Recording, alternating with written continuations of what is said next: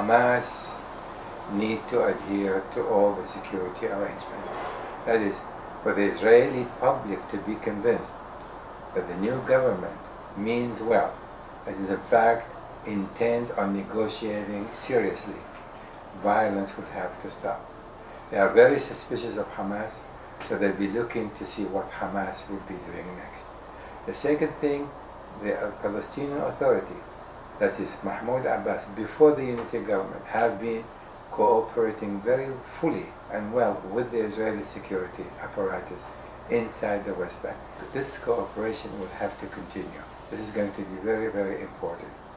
Third, the Palestinians need to be very careful, even when there is some violation on the part of the settlers or someone else, not to engage in a tit for tat, because that is going to only disrupt and undermine the effort that are making in order to achieve peace. And finally, they ought to temper down their public acrimonious statements that are regularly making against Israel. That is what's going to keep the government united and also develop the credibility it needs in order to negotiate in earnest.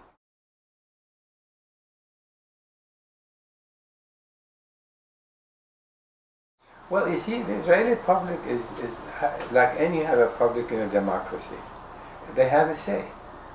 And as long as they do not trust the Palestinians, and as long as the governments, such as the Netanyahu government, continue to hammer the Palestinians cannot be trusted, that we do not have a partner, the Israeli public need to be convinced that this new unity government is different.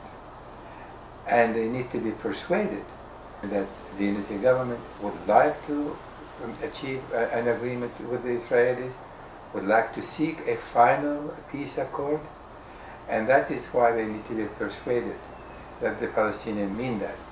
And to that end, the Palestinians themselves ought to be very direct, talk directly to the Israelis, and show them that they are ready, willing, and able to make the kind of concession necessary in order to achieve that objective.